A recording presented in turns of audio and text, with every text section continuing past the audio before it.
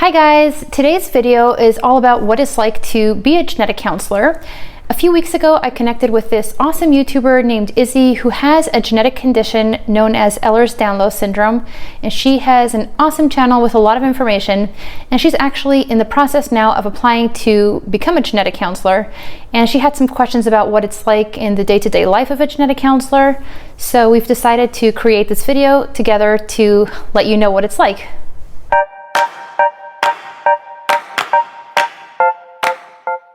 First of all, hi. At the moment, I'm currently applying and my applications are mainly due in December and January. So right now I'm really just trying to finish up my application essay. And right now I'm really curious about what happens just after graduating from genetic counseling programs. So my first question I have for you, Rachel, is how long did you study for the board exam? Okay, so I graduated in May of 2015 and I wrote the Canadian exam at the end of August of that year. So that was 4 months after graduation, and I pretty much started studying as soon as I graduated. I pretty much made a list of all of the different topics that I would need to know, divided it up by the number of days that I had and how much I could realistically do in one day, and that ended up being about 4 months. So I took the Canadian exam in August and then the American board exam in February. So I kind of used the Canadian exam not as a practice, but that forced me to get all my studying done in those few months. And then just before the American exam, I only had to study a couple more weeks and just really focus on the areas that were a little bit more difficult for me. Yeah, do you know if anybody who has graduated from an American school can take the exam, the Canadian exam? That's a good question. I don't know about that. I do know about the other way around. If you go to a Canadian school that is accredited by the American Board of Genetic Counseling, then you can take the American exam. So what are some of the differences between the Canadian and the American exam? So I personally found that the Canadian exam, at least when I took it in 2015, was a lot harder than the American exam. I found that no matter how much I studied, there were certain questions that I just would not know the answer to. And it often seemed like many of the answers were all correct. So it was a little bit tricky. And the American exam, I felt that as long as you studied really well, you can kind of be guaranteed to do well. It was a lot more fair, I found. And a lot of the questions on the American exam were things that I had seen on multiple practice exams. So it was an easier exam, I would say, overall. That's good. So how did you prepare for the exam, and also did it cost any money? I know that right now, well, I just took the GRE and I paid for I think a $100 prep course. And so I'm curious if there's anything like that for the genetic counseling exam. Yeah, so it can also be costly. There is an online practice course, which is about $1,000. It's an excellent course, but it's very costly. You basically sign up and then you have 9 months to use it, during which time you can access it 24/7. They have a really long pre-course test. So that's the goal of that, is to see what your areas of weakness are. And then once you have finished going through the course, then they have another post-course test. So I found that to be really helpful. If you can afford the investment, I think that really helped me a lot prepare for my exams. But also in general, there's a lot of ways to get access to practice exams. If you ask your colleagues once you graduate, or you're in a study group, some people will just get their hands on practice exams. And like I said before, a lot of those practice questions ended up coming up on the exam. So that's what I found the most helpful, is to just do exams as much as you can and work out the reasons that you got answers wrong and really understand everything on those practice exams. Something I really liked also for myself was an app called Quizlet. I don't know if you ever heard of it, but it basically... I love Quizlet. Yeah, it's awesome. You can create your own questions and quiz yourself, and I would do that when I was commuting to work. So I found that practicing questions was the best way for me to prepare. Something else that I found helpful was looking on the websites of the actual genetic testing labs. They have a lot of information, clinical information, about the conditions that they test for. So for example, Semaphore, among many different tests, they offer carrier screening before pregnancy. So for a lot of autosomal recessive conditions, if you want just a quick clinical summary about, for example, Tay-Sachs disease, you can go look on their website. They have a really nice clinical summary. For Invitae, they have a lot of good clinical summaries on cancer genes. So that was a really good resource. And overall, I think the most important thing is really do not cram for this exam. There is so much to know and so many different areas of genetics. So probably plan on at least 4 or 5 months. So since you said it takes typically around 4 to 5 months to study, or at least that's what it took for you, can you start working and then take the exam, or do most jobs only want to hire you once you've already taken the exam? Oh no, you can definitely start working before you pass the exam. Most jobs will advertise that they're looking for a genetic counselor who is board certified or board eligible, meaning you graduated from a program that is accredited so you can sit for the exam. So I think actually most people, as soon as they graduate, they have a job, they work for a few months, and then they take the exam. When do you think is the best time to take the board exam? So there's pros and cons to either taking it soon after graduation or waiting a few months. If you take it soon after graduation, you kind of have all the material fresh in your head from just having finished the program.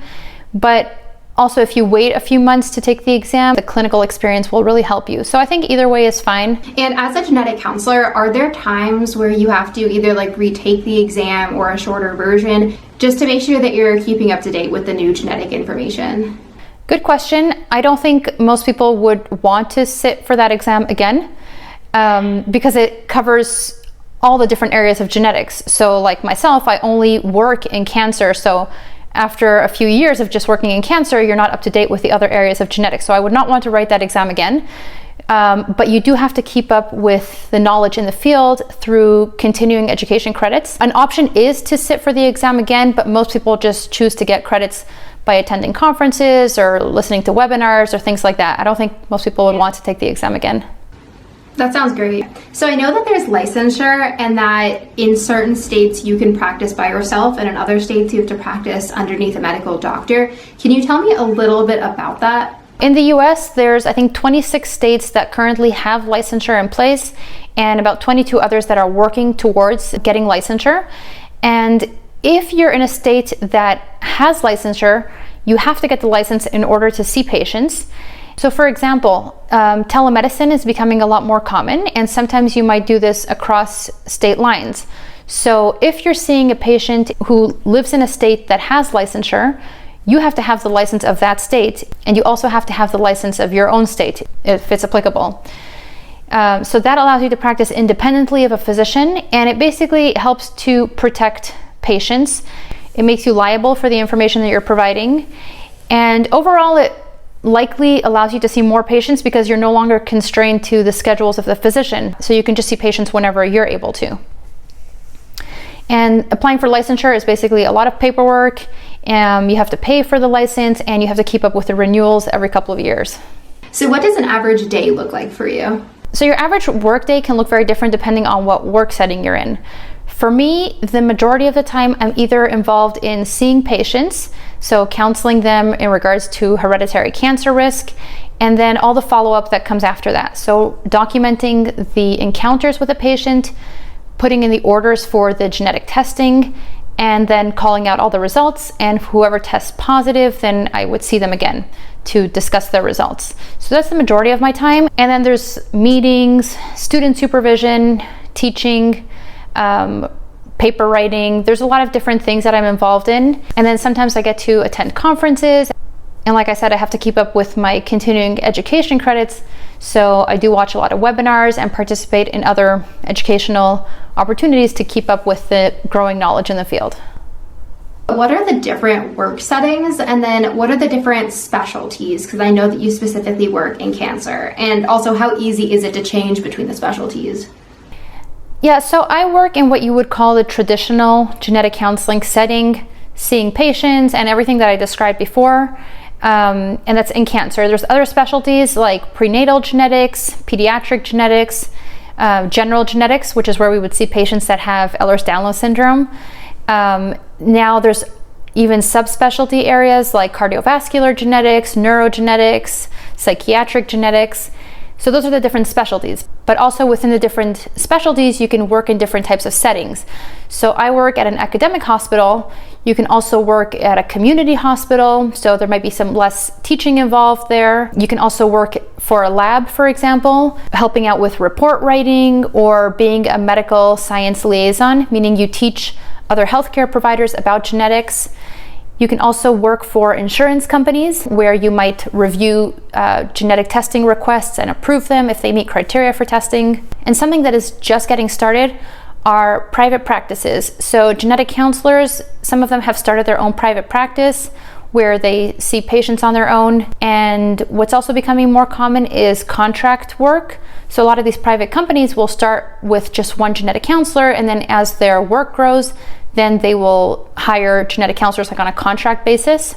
So there's just so many different opportunities. Yeah, many different opportunities to work in different settings.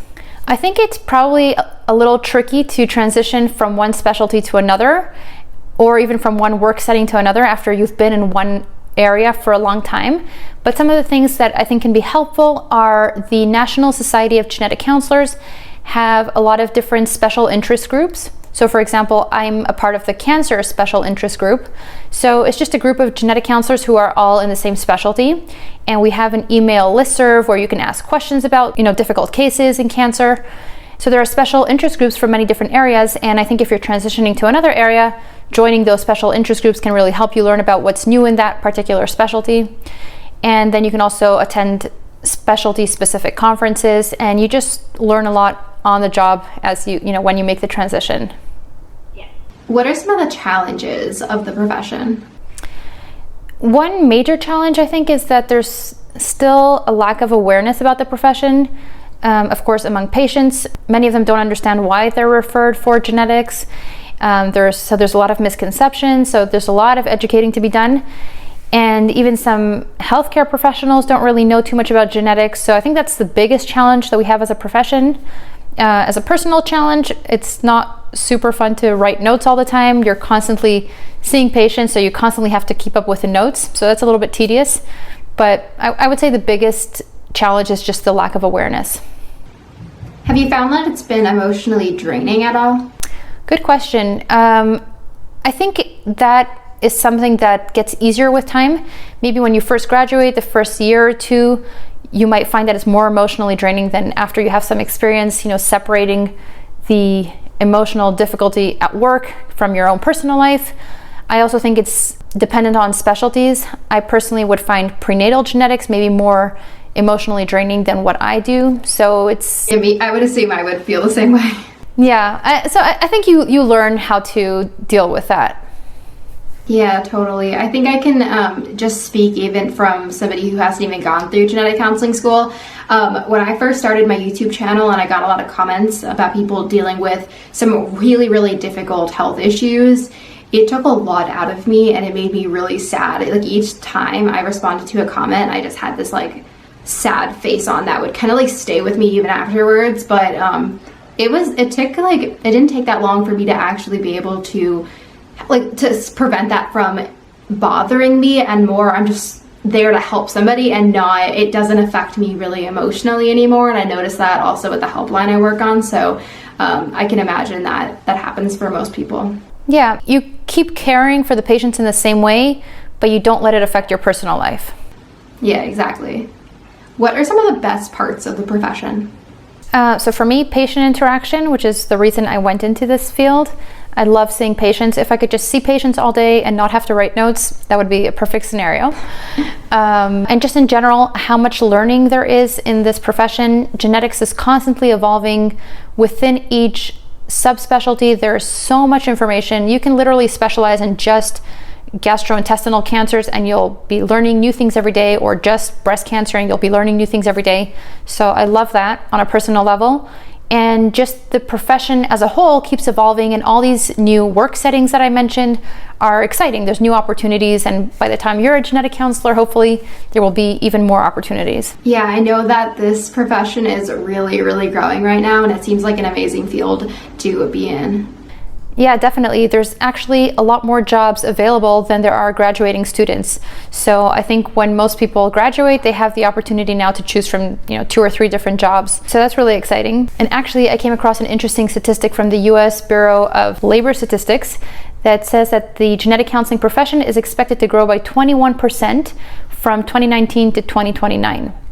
Of course, 21% is not a huge amount because the profession is so small. So that's only about 600 new jobs, but it's still growing a lot faster than other professions and even other healthcare professions. So it's a good time to go into this field. Yeah, it sounds like it.